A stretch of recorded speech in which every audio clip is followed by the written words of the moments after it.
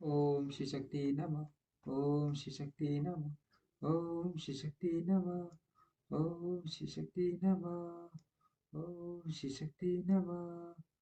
ओम श्री शक्ति नमः।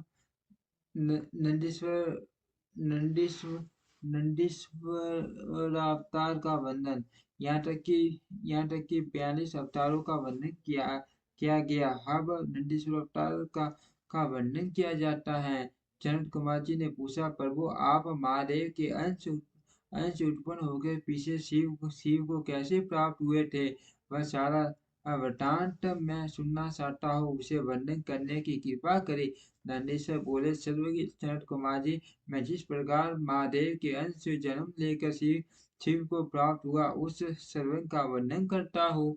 तुम सावधानी पूर्वक सर्वज्ञ करो। लाट नामक एक धर्मात्मा मुनि थे। पेट्रो के आदेश से उन्होंने आयोजित श्रीमत मृत्युहीन पुत्र की प्राप्ति के लिए तप देवेश्वर इंद्र को प्रसन्न किया, परंतु देवराज इंद्र ने पुत्र प्रदान करने में अपने को असमर्थ बताकर सर्वेश्वर व शक्ति संपन्न महादेव जी की आराधना करने का उपदेश दिया। शिलाद भगवान महादेव को प्रसन्न करने के लिए तप करने करने उनके तप से प्रसन्न होकर महादेव वहां पधारे और समाधि भगवान शिलाद को ठप-ठपाकर जगाया। तब शिलाद ने स्तवन किया और भगवान शिव के उन्हें वर देने को होने पर उनसे कहा कि प्रभु मैं आपके ही सम्मान अयोनिज पुत्र चाहता हूँ। तब शिवजी प्रसन्न होकर बोले। शिवजी ने कहा, तपोधन विप्र, पूर्व काल में ब्रह्मा जी ने ये नाम तथा बड़े बड़े देवताओं ने मेरे अवतार धारण करने तपस्या मेरी आराधना की थी, इसीलिए उन्हें मैं जगत का पिता हूँ। फिर भी तुम मेरे पिता बनोगे। मैं तुम्हारे अयोनिज पुत्र होऊंगा तथा मेरा नाम होगा।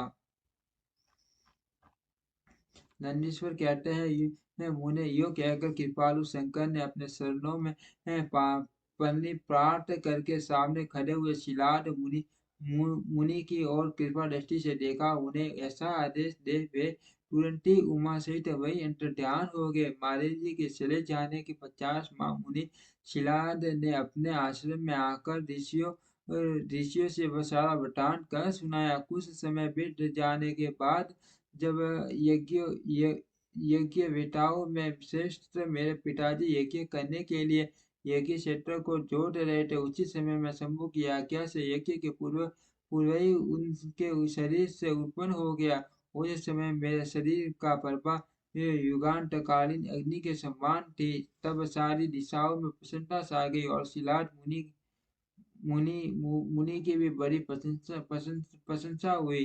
उधर शिलाद ने भी जब मुझे बालक को प्रलय कालीन सूर्य और अग्नि के सहस प्रभावशाली त्रिनेत्र चतुर्भुज प्रकाशमान जटा मुकुटधारी त्रिशूल आदि आयुधों युक्त सर्वथा रुद्र रूप में देखा। तब वे मान आनंद में निमग्न हो गए और मुझे प्रणमय को नमस्कार करते हुए कहने लगे। खिलाड़ बोले, सुरेश्वर सुखी, तुमने नंदी नाम से प्रकट होकर मुझे आनंदित किया है, इसीलिए मैं तुम आनंद में जगदीश्वर को नमस्कार करता हूँ। नंदीश्वर जी कहते हैं, मुझे तदंतर जैसे निर्धन को निधि प्राप्त हो जाने से प्रसन्नता होती है, उसी प्रकार मेरी प्राप्ति हर्षित होकर पिताजी ने महेश्वर की बलि पार्टी वंदना की और फिर मुझे लेकर वे शीघ्र ही अपनी पर्णशाला को चल दिए। मामू ने जब मैं शिलार की कुटिया में पहुंच गया, तब मैंने अपने ने उस रूप का परित्याग करके मनुष्य रूप धारण कर लिया। तदनंतर चालुकावन चंद्रन पुत्र वत्सल शिलाद ने मेरे जातक्रम आदि सभी संस्कार संपन्न किए। फिर 5वें वर्ष में पिताजी ने मुझे सांग पांच से संपूर्ण वेदों का तथा अन्यंत्र शास्त्रों का भी अध्ययन कराया। 7वां वर्ष पूरा होने पर शिव जी की आज्ञा से मित्र और वरुण नाम के मुनि मुझे देखने के लिए पिताजी के आश्रम पर पधारे। शिलाद मुनि ने उनकी उनकी पूरी आवभगत की। जब वे दोनों महात्मा मुनिवर आनंद पूर्वक आसन पर विराज गए, तब मेरी और बारंबार निहार कर बोले। मित्र और वरुण ने कहा, तात शिलाद, यद्यपि तुम्हारा पुत्र नंदी संपूर्ण शास्त्रों के अर्थों का पारगामी विद्वान है, तथापि इसकी आयु बहुत थोड़ी है। हमने बहुत तरह से विचार करके देखा, परंतु इसकी आयु 1 वर्ष से अधिक नहीं दिखती। उन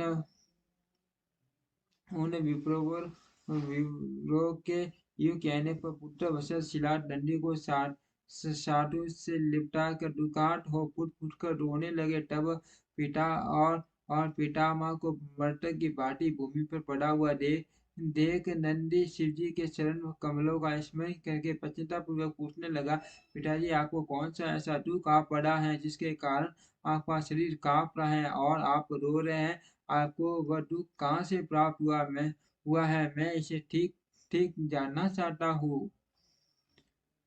पिता ने कहा, बेटा, तुम्हारी अल्पायु के दुखों में मैं अत्यंत दुखी हो रहा हूँ। तुम ही बताओ, मेरे इस दुख को कौन दूर कर सकता है? मैं उसकी शरण ग्रहण करूँ। पुत्र बोला, पिताजी, मैं आपके सामने शपथ ले, लेता हूँ और ये बिल्कुल सत्य बताकर रह रहा हूँ कि चाहे दानव, यम, काल तथा अन्य प्राणी ये सब के सब मुझे मारना चाहे, तो भी मेरी बाल्यकाल में मृत्यु अत आप नहीं होगी। अत आप दुखी मत हो। पिता ने पूछा, मेरे प्यारे लाल, तुमने ऐसा तप किया है अथवा तुम्हें कौन सा ऐसा ज्ञान योग या प्राप्त है जिसके बल पर तुम इस दारुण दुख के को कर दोगे? पुत्र ने कहा, तात मैं न तो तप से मृत्यु को हर और न विद्या से मैं महादेव जी के भजन मृत्यु को जीत।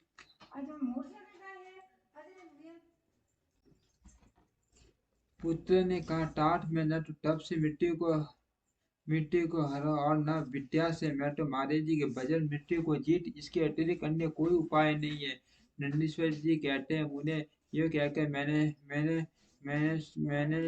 ने झुकाकर पिताजी के चरणों में प्रणाम किया। झुकाकर पिताजी के चरणों में प्रणाम किया और फिर प्रदक्षिणा करके उत्तम वन की राह ली। ओम श्री शक्ति नमः। ओम श्री शक्ति नमः। ओम श्री शक्ति।